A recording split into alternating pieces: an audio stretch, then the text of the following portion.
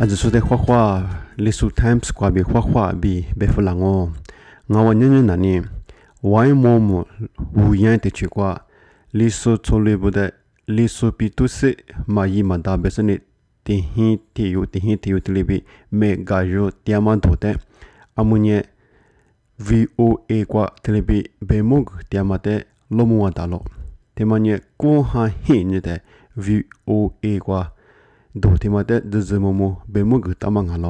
กว่าปุ่นนี่เซบิที่มาเตะลอยกว่าจะน่าลุ้นยังตัวอีเล่ว้าโดยด้านดิโมคราซีลูกคุยในคิดเป็นกับว่าสาเหตุปัจจัยการอะไรกูสาเหตุที่เซปปาร์เมโดยด้านสีเซมาสวยเนาะตัดตาเตสุจาวนี่เด้ลิสุปิตุเสพวยอาจารย์เทียบท้าบาร์กชิมปีเนี่ยเรามาสิตาแล้วกันลิสุปิตุเสพวยการลุงเอริโกสิตาพิสุจาวนี่ตลอดสิตาสุจาวยี่เทปาตัวเรลุงเอริเนี่ยตัวเองมิตาสุริเลเสตัวไม่ยากพิจารณาบาร์ดีอาจารย์ยาริโกฟรันติอามีมาวันนั้นตาริกาดีดบัตโดยด้านซีซั่นมาเทียบไปท้าบาร์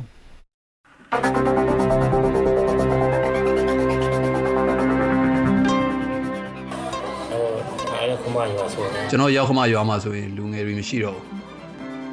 ကလေးကခုပဲနေရာမှာရောက်နေတယ်ဆိုတာလည်းမသိတော့ဘယ်လိုမျိုးဘယ်လိုလုပ်ရမှလည်းမသိဘူးနော်ခုထိလည်းကလေးကိုဘယ်လိုစုံစမ်းရမှလည်းမသိဘူးဖြစ်နေတယ်ကချင်ပြည်နယ်မှာစစ်တပ်ကိုထောက်ခံတဲ့လီဆူပြည်သူစစ်ရဲ့အတင်းအဓမ္မစစ်သားတစ်စုဆောင်မှုတွေမြင့်တက်လာတာကြောင့်လူငယ်တွေအစုလိုက်ပြုံလိုက်သူတို့နေရက်တွေကနေထွက်ခွာရှောင်တိန်နေကြရပါတယ်လူငယ်တွေထွက်ခွာနေတာကြောင့်အသက်အရွယ်ကြီးတဲ့လူကြီးတွေကသူတို့အစားပြည်သူစစ်ထဲဝင်ရဖို့ဖြစ်လာနေပါတယ်။တချို့မိသားစုတွေကတော့ပြည်သူစစ်ထဲစုဆောင်ခံရတဲ့သူတို့ဆွေမျိုးသားချင်းတွေနဲ့အဆက်အသွယ်မရကြတာဒါမှမဟုတ်သူတို့နဲ့ပတ်သက်ပြီးဘာသတင်းအစအနမှမကြားကြရတာတွေရှိနေတယ်လို့ဆိုကြပါတယ်။ဒီတစ်ပတ်အစီအစဉ်ကိုတော့ဒိုးအတန်ရဲ့အလွတ်တန်းသတင်းတောက်ကပေးပို့ထားပြီးဒိုးအတန်အဖွဲ့သားတွေကဆက်လက်တင်ဆက်ပေးသွားမှာပါ။ဆောင်းမအတွင်းလုံခြုံရေးအခြေအနေတွေကြောင့်နာမည်တချို့ကိုပြောင်းလဲအသုံးပြုထားပါတယ်ရှင်ကလေးရေးစိတ်ထဲမှာတော့အရန်ဝန်းနေနေပြီလို့ထင်တယ်ဗောနော်သူဦးလေးတွေနဲ့နေခဲ့မယ်ဆိုတော့လေသူတက်ချင်တဲ့တင်တန်းတွေတက်ဖို့အတွက်နေခဲ့မယ်လို့ပြောကျွန်တော်တို့လည်းထားခဲ့တာအခုတော့သူကတင်တန်းကိုမတက်ရတဲ့ပြင်လက်နက်ကင်ရတဲ့အလုပ်ပြန်လုပ်ရတာဆိုတော့သူစိတ်ထဲမှာလည်းရန်ကြောက်နေတယ်ဗောနော်ကလေးကအသက်မပြည့်သေးလို့တစ်ဖက်နဲ့တစ်ဖက်ပြေးရတယ်ဆိုတဲ့အနေအထားတစ်ခုမှာသူတို့ကအရန်ကြီးခက်ခဲနေပြီလို့ထင်တယ်ဗောနော်ဦးလာစီရဲ့တူဒီသောသားလေးဟာစစ်သားအဖြစ်အာဓမစုဆောင်းခံလိုက်ရပါတယ်။ဒါဟာစစ်တပ်ကစုဆောင်းတာမျိုးမဟုတ်ပဲစစ်တပ်နဲ့မိဖက်အဖွဲ့ဖြစ်တဲ့ဟူယန်ဌာနေလီဆူပြည်သူစစ်အဖွဲ့ကလာရောက်ခေါ်ဆောင်သွားတာပါ။ဦးလာစီဟာကြောက်ရောင်းဝယ်လုတ်ကင်နေတဲ့သူဖြစ်ပြီးတော့ဝိုင်းမော်မျိုးအနီးကကျေးရွာတရွာမှာမိသားစုနဲ့အတူနေထိုင်နေပါတယ်။အသက်18နှစ်အရွယ်သူ့ရဲ့သားလေးမွားစီတာကလေရင်မောင်ဖြစ်ခြင်းခဲ့တာပါ။သူကကချင်ပြည်နယ်အမျိုးသားကျောင်းတစ်ခုမှာကျောင်းတက်နေတဲ့သူဖြစ်ပြီးတော့နွေရာသီကျောင်းပိတ်ရက်မှာကွန်ပျူတာသင်တန်းနဲ့ဂီတသင်တန်းတွေတက်နေခဲ့တာပါပြီးခဲ့တဲ့ဧပြီလဒုတိယပတ်မှာတော့ဦးလာစီကဖကတ်မှာအလုပ်ကိစ္စရှိတဲ့အတွက်ဇနီးဖြစ်သူနဲ့အတူတူသွားနေချိန်မှာသားဖြစ်သူကိုဦးလေးနဲ့အတူထားခဲ့ပါတယ်သားဖြစ်သူကိုဖမ်းဆီးခေါ်ဆောင်သွားတာကိုကြားချင်းပဲလင်မယားနှစ်ယောက်အမြန်ပြန်လာခဲ့ပေမဲ့အချိန်မမီခဲ့ပါဘူးကလေးရလည်းအခုမှ19နှစ်ဆိုတော့ဝိုင်းမမှာပဲနေပြီးတော့မှတင်တန်းတွေပါတွေတက်ဖို့အတွက်ထားခဲ့တာဟုတ်တယ်အဲ့ဒီအချိန်မှာပဲဒီကျွန်တော်တို့ပြည်သူစစ်ဘက်ကအေးစင်လာကောက်တယ်နဲ့ကျွန်တော်တို့ကလေးကိုခေါ်သွားတာကျွန်တော်တို့လည်းကြားချင်းတော့ပကန်းကနေဆင်းလာပြီးတော့မှစုံစမ်းကြည့်ရတာပဲမဲ့စုံစမ်းလို့မရဘူး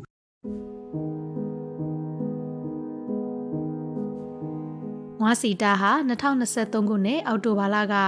ဦးရွှေမင်းဦးဆောင်တဲ့ဝူယန်ဌာနေလီဆူပြည်သူစစ်အဖွဲ့ကလီဆူလူမျိုးတွေကိုတအိမ်တယောက်နှုံးနဲ့စစ်မှုမထမ်းမနေရဆိုတဲ့ပြည်သူစစ်လုပ်ဖို့စာထုတ်ပြန်ပြီးတဲ့နောက်မှာဖမ်းခံရတဲ့သူတွေထဲကတယောက်ဖြစ်ပါတယ်။ထုတ်ပြန်ချက်ထဲမှာတော့ဒီလိုလှုပ်ဆောင်တာဟာလီဆူတစ်မျိုးသားလုံးရဲ့အကျိုးစီးပွားအတွက်ဖြစ်တယ်လို့ဦးရွှေမင်းကပြောထားပါတယ်။အဲ့ဒီပြည်သူစစ်အဖွဲ့ဟာစစ်တပ်နဲ့အတူကချင်လွတ်မြောက်ရေးတပ်မတော် KIA ကိုတိုက်ခိုက်တဲ့တိုက်ပွဲတွေမှာတက်ကြွစွာပါဝင်ခဲ့ပါတယ်။စစ်တပ်ဟာပြည်နယ်တွင်းလူများစုဖြစ်တဲ့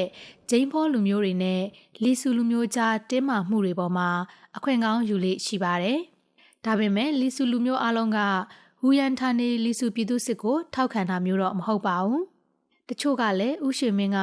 လူမျိုးစုနှစ်ခုကြားပြဿနာတွေဖြစ်အောင်ဖန်တီးနေတာတွေရှိတယ်လို့ဆွဆွဲပြောဆိုကြပါတယ်။ ပြီးခဲ့တဲ့အောက်တိုဘာလတွင်ထုတ်ပြန်ခဲ့တဲ့ထုတ်ပြန်ချက်ထဲမှာတော့လီဆူတိုင်းရင်းသားမျိုးနွယ်စုအားလုံးဟာနိုဝင်ဘာလ9ရက်နေ့ကနေ22ရက်နေ့အထိပြည်သူ့စစ်ထဲမှာအမည်စာရင်းတင်သွင်းရမှာဖြစ်ပြီးဝိုင်းမော်မြို့နယ်မှာစတင်စုဆောင်းသွားမယ်လို့ဆိုပါတယ်။အမည်စာရင်းတင်သွင်းဖို့ပြက်ကွက်ခဲ့မယ်ဆိုရင်အိမ်အောင်စုတစ်ခုမှာတယောက်နှုန်းနဲ့နေအိမ်ထိလာရောက်ခေါ်ဆောင်သွားမယ်လို့ထုတ်ပြန်ချက်မှာပါရှိပါတယ်။အဲ့လိုတအိမ်တယောက်နှုန်းစုဆောင်းတာမျိုးက KIA မှာလည်းအစဉ်လာရှိပါတယ်။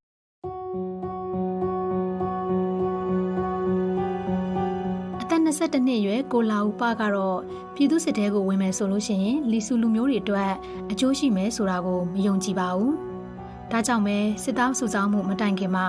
တရုတ်နိုင်ငံကိုထွက်ပြေးခဲ့ပါတယ်။သူ့ရဲ့မိသားစုတွေကမယိုးဖလာလယ်သမားလုပ်ကြတဲ့သူတွေဖြစ်ပြီးတော့ဝိုင်းမော်မျိုးနဲ့9မိုင်ကွာမှာနေထိုင်ပါတယ်။ကိုလာဦးပကတဦးတည်သောသားဖြစ်ပါတယ်။ဒါကြောင့်သူထွက်ပြေးသွားတာဟာသူ့မိသားစုပေါ်မှာဖိအားတွေရောက်လာမယ်ဆိုတာကိုသိပါတယ်။ဖေနဲ့အမေဆိုရင်လည်းတက်ကြီးလာပြီလေနော်အဲ့တော့အဲ့အကြောင်းမလို့ပဲကိုကမိဘအတွက်တစ်ဖက်တစ်လမ်းအကူအညီဖြစ်အောင်လုပ်နေရလေနော်တကယ်လို့မိဘတွေကိုပြန်မအစားထိုးလုပ်ခိုင်းမယ်အဖေပြန်သွားရမယ်ဆိုရင်တော့အိမ်မှာလည်းအမေကိုကြည့်ဖို့ကအစလူကမရှိတော့ဘူးလေနော်အဲ့ကြောင့်မလို့စိုးရိမ်မှုတော့အရင်ရှိတာပေါ့အဲ့ကြောင့်ကျွန်တော်ပြန်လာမယ်လို့ပြောတော့လေအဖေနဲ့အမေကတော့သဘောမတူပြန်ပြီးမှမလုပ်စေချင်ဘူးအဲ့ကြောင့်မပြန်လာဖို့ပဲပြောတယ်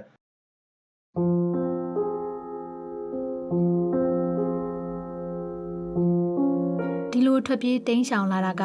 ကိုလာဥပတယောက်တည်းတော့မဟုတ်ပါဘူး။ဝိုင်းမော်မျိုးနယ်ကလူငယ်တော်တော်များများကလည်းထွက်ပြေးတိမ်းရှောင်ကြတာပါ။ဖေဖော်ဝါရီလမှာစစ်တပ်ကစစ်မှုထမ်းဥပဒေကိုကြီးညာပြီးတဲ့နောက်မှာတော့သူတို့အတွက်အန္တရာယ်တွေကနှစ်ဆတိုးလာပါတယ်။ကိုငွားစီရောကခရစ်ယာန်ဘာသာရေးဆရာတယောက်ဖြစ်ပါတယ်။ဒီဒေသမှာရှိတဲ့ရွာတွေမှာလူငယ်တွေမကြံတော့ဘူးလို့သူကပြောပါတယ်။ ဒုက္ခရောက်တယ်ဆိုတာကလူယိုလူလွတ်ရှိတဲ့အိမ်တွေကြတော့ကိုသားသမီးတွေကိုဒီမှာမထားရဲလာကြတော့နိုင်ငံသားကိုပဲလွတ်လိုက်ကြတော့တာဒီမှာကိုမရှိကြတော့ကျွန်တော်ရောက်ခမရွာမှာဆိုရင်လူငယ်တွေမရှိတော့ဒါကြည့်ရင်ဘာမှမဟုတ်သလိုနဲ့အသင်းတော်မှာလည်းအများကြီးထိခိုက်လာတယ်အားလုံး6ကက်ကက်ဖြစ်ကုန်ပြီတရွာလုံးလည်း6ကက်ကက်ပဲအသင်းတော်လည်း6ကက်ကက်ပဲဖြစ်နေဒီလိုထွက်ပြေးတိမ်းရှောင်တာတွေကမိသားစုတွင်အသက်ကြီးတဲ့သူတွေကိုအန္တရာယ်ရှိစေပြန်ပါတယ်ပြည်သူ့စစ်အဖွဲ့ရဲ့အော်တိုဘာလထုတ်ပြန်ချက်ထဲမှာအသက်ကြီးတဲ့သူတွေရဲ့ပံ့ပိုးကူညီမှုတွေကိုလည်းတန်ဖိုးထားပြီးသူတို့အနေနဲ့တခြားနည်းလမ်းတွေဖြစ်တဲ့ထမင်းချက်တာတွေလုံခြုံရေးဆောင်ပေးတာတွေအစရှိတဲ့နေရာတွေမှာလှုပ်ဆောင်နိုင်တယ်လို့ပါရှိပါတယ်။ဦးရန်ထာနဲ့လီဆူပြည်သူ့စစ်ခေါင်းဆောင်ဦးရွှေမင်းကတော့မတ်လအတွင်းတိုက်ပွဲမှာတည်ဆုံသွားခဲ့ပါတယ်။ဒါပေမဲ့စစ်သားစုဆောင်းမှုတွေကဆက်လက်ရှိနေသေးပါ။မကြသေးမီလတွေတွင်က KIA နဲ့လီဆူပြည်သူစစ်တွေပါဝင်တိုက်ခိုက်ပေးတဲ့စစ်တပ်တို့တိုက်ပွဲတွေကဝိုင်းမော်မျိုးအနီးတစ်ဝိုက်မှာပြင်းထန်စွာဖြစ်ပွားခဲ့ပါတယ်။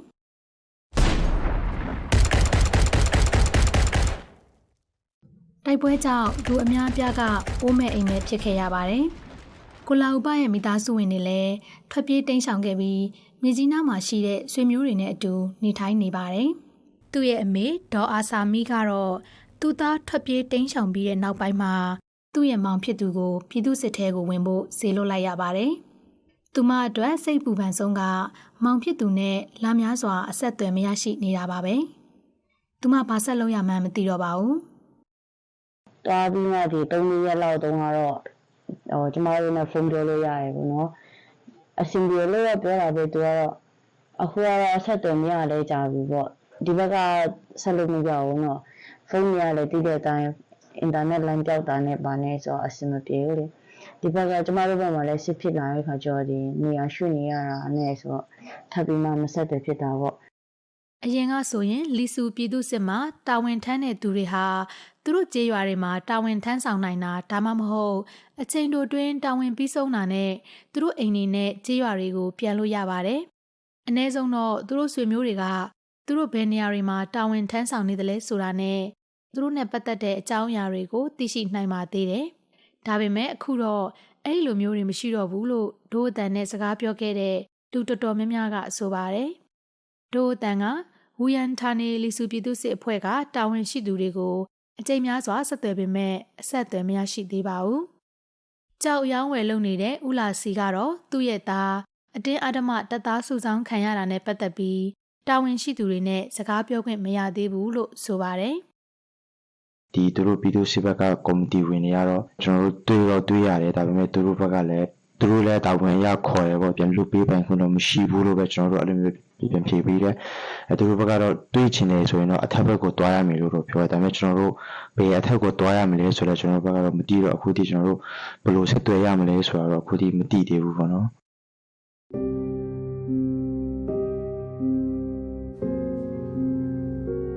ဦးလာစီကတော့သူ့ရဲ့သားဘယ်နေရာကိုရောက်နေသလဲဆိုတာကိုမသိရသလိုအသက်ရှင်လျက်ရှိနေသေးသလားဆိုတာကိုလည်းမသိသေးပါဘူးကလေးကအခုပဲနေရာမှာရောက်နေတယ်ဆိုတာလည်းမသိတော့ဘယ်လိုမျိုးဘယ်လို